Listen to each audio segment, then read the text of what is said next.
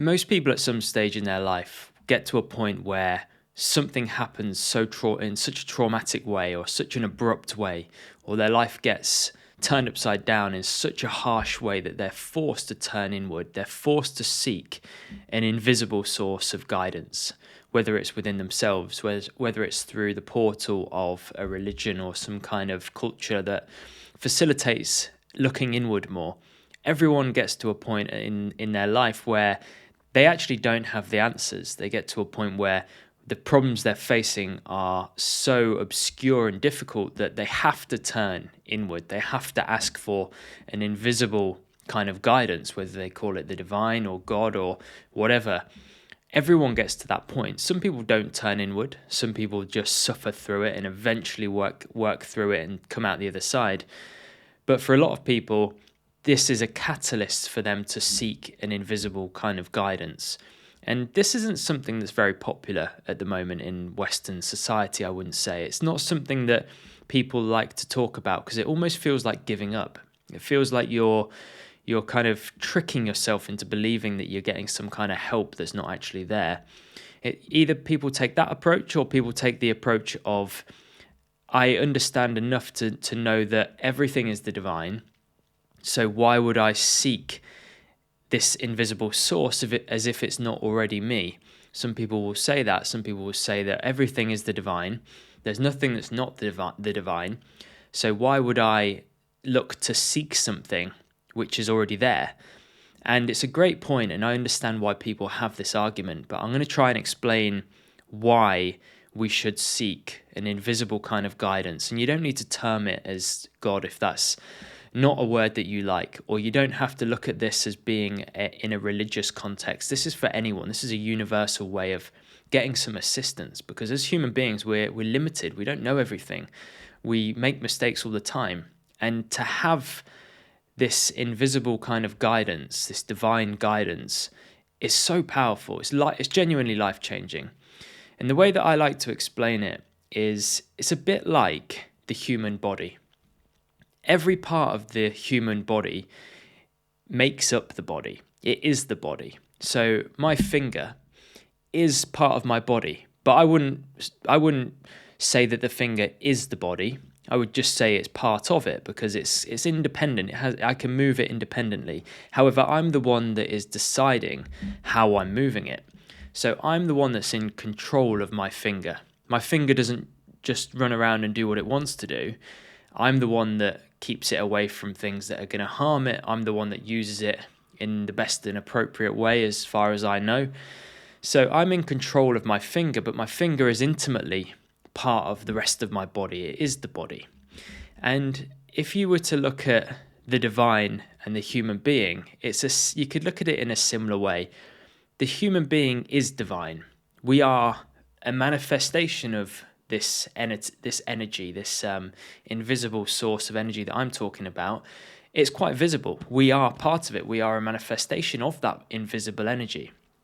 However, similar to the finger, we don't know what we should be doing. We don't know what the right decision is to make in any one moment. We're human beings. We're just always making mistakes. We don't know the answer. We think we do, and we have free will. And like the finger, we have free will, and so we can make our own decisions and we can do what we want.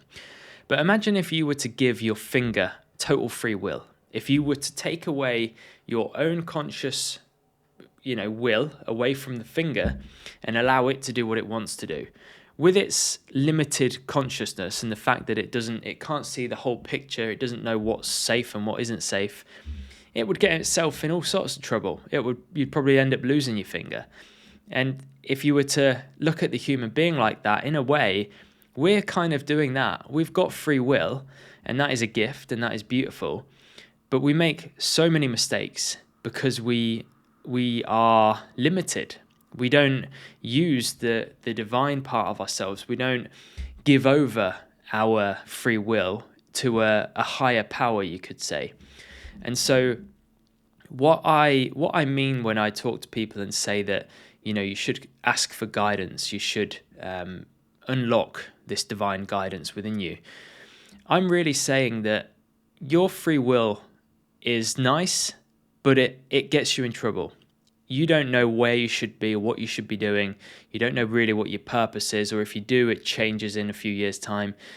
We don't know what we're doing. We think we do. And so if we can get to the point where we accept that and we give over our free will, and we kind of get to this point in our life where we say, I don't really know the answers. I know there is this part of me or something that does know the answers. I have that faith. To then give over your free will and simply ask that part of yourself or that energy, whichever way you prefer to look at it, and literally inwardly, internally in your own mind, as if that internal voice that you have, just ask and literally say, and do it coming from the right place and from a pure part of yourself. Say, I know I don't know the answers. I'm making all sorts of mistakes and I want to correct that. I know that you can guide me. I know that you do know the answers because you're of a much higher level of consciousness than I am. Please, can you steer me? Please, can you show me where I need to be? Please, can you help me to make the right decisions in moments when I don't know what decision to make? Please, can you show me how to behave in any one situation, how to respond? You know, you can literally give over the control to this source. And if you genuinely do that from a pure part of yourself, with real surrender, with real, conviction to actually let go of your conscious will. And of course, you're not going to get to the point where you totally have lost all sense of I, because we're human beings, we need an ego, we have our own thoughts and everything else. But if like you were a pie chart and you were to give over 70% of your actions to this higher force, imagine that. Imagine being steered by a consciousness that is a million times greater than your finite consciousness. You might not be getting directed down things that you exactly would have chosen to do, but you can be damn sure it's the right choice rather than what you think you should be doing. And this is the whole point of surrendering. This is the whole point of connecting to the divine or the higher parts of you, or unlocking this divine guidance. It's really an acknowledgement that there is an invisible energy source or an invisible source of guidance that is there and available to all of us.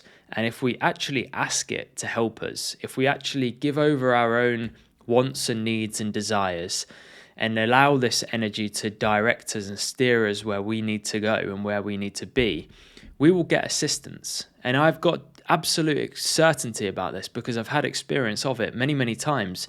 A few examples are often when I teach, this is something I do quite regularly, often when I teach meditation, students will say, oh, I've got this problem or I've got that problem.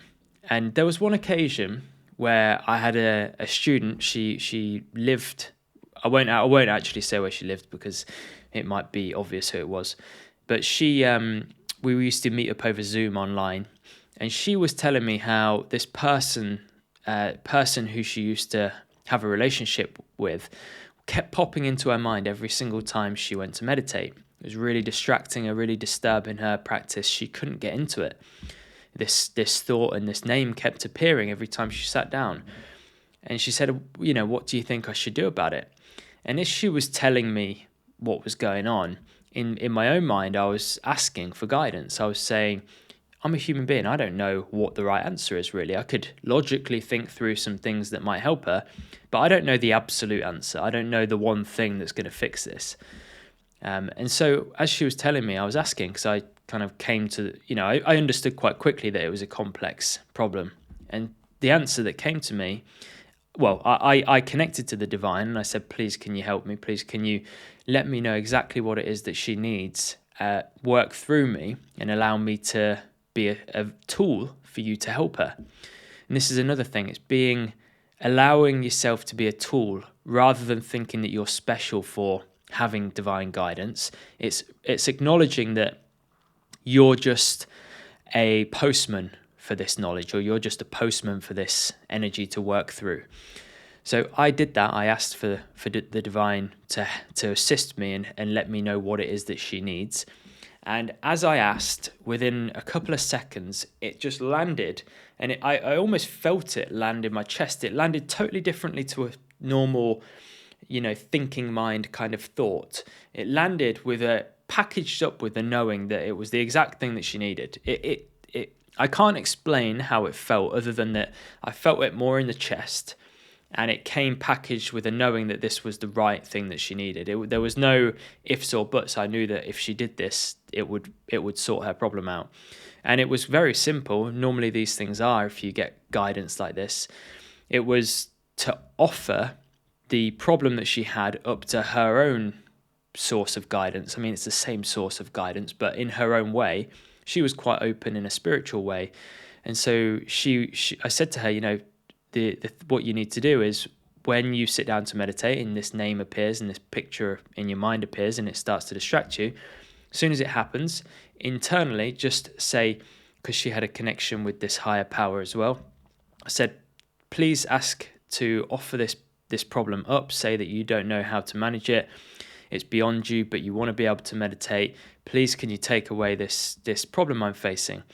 And she did it once, and it fixed the whole problem. She had been having this problem for about a week or two when she came to me. The next time she sat down to meditate, she did that. She offered it back up to the divine, and the problem was totally resolved. And I've had I could reel off about 10 different stories like this, probably more, of loads of different scenarios where I've asked for guidance for someone else as they're telling me about their problem. The answer has landed, I've told them, and it's resolved their problem. And it's not me that has known the answer. That's what I need to get across to you. It's not that I'm so clever or I have some special gift and I know the problem. I just allow something much greater than me to work through me, because I try to get out of the way of this knowledge that comes through, and then I can pass it on to the person that I'm working with that needs it. And I try to do the same thing in my own life when I come up against problems and I know that I don't know the answer. And I could probably logically work ways around it, but I don't know the best thing to do. I know that there's an energy that knows much better than me. It knows exactly where I need to be and what I need to do and when I need to do it. And so if I can just get myself out of the way and allow this energy to work through me to guide me in the right direction, always it works, always. And it might not be the decision, the choice, the direction that I personally would have chosen. That's what's quite interesting. Sometimes you face a bit of resistance because you think, hang on, this doesn't feel like the thing that I would have necessarily done. But somewhere deep down, you know it's the right thing. That's the difference. You do know it's the right answer, but your ego kind of tries to get in the way and halt you from doing it. So it takes actually a lot of inner strength. People often think that surrender, because it's not a very sexy word at all, people think that it is a weak action. People think surrendering your will to a higher will is like a weak thing to do. It's like you're giving up. You don't know what you're doing. But actually, it takes a lot of strength, because the only part of yourself that you're really giving up is your ego, your own conscious will.